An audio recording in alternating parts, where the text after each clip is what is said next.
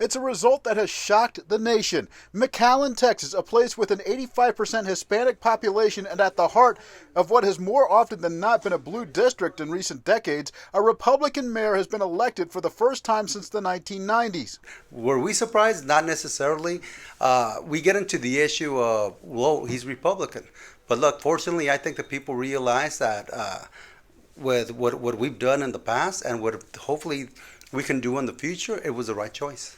What I'm happy about is that, especially down here in McAllen, Hidalgo County, that we have competition. That's something that we never had before. That's something that equates to tax money coming back, both federal and state. So that's a great thing that McAllen, that would happen.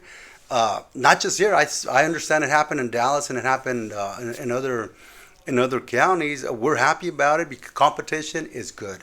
Javier Villalobos, the new mayor, says this is a place where immigration is an issue, yet almost all of the immigrants are just passing through.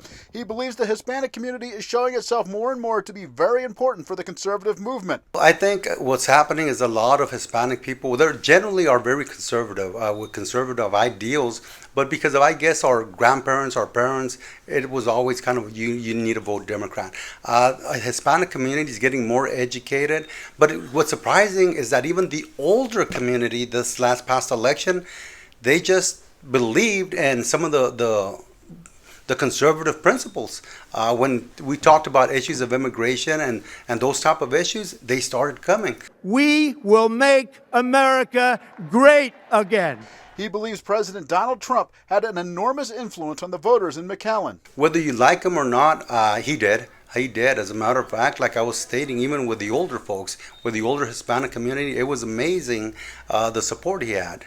I'll even tell you myself, my mother-in-law, my father-in-law, very good supporters. So yes, it was, I think he brought upon quite a difference or quite a change here in the Valley. The issue that has made many in the Rio Grande Valley, Texas, come out to vote for a Republican, he says, is the interest nationwide in fiscal responsibility. Because really what we were running on was pretty much just conservative values, and what I'm talking about is more about fiscal responsibility, and that resonates or should with everybody, whether you're Republican, Democrat, Independent, Libertarian, whatever it is. Because what we don't want to do is misspend money. We got to protect our taxpayers' money, and that's what we were pushing. And fortunately, it worked. It not just worked, it's something that we believe in, and a lot of people do. Villalobos also addressed a much talked about example of fiscal irresponsibility in McAllen, Texas that dates back to the city's 2015 holiday parade when pop star Enrique Iglesias was hired to perform by the city for $485,000. The city also gave Iglesias a chartered flight from Mexico, 24 hotel rooms, and pricey foods. That was years ago. That was even before my time.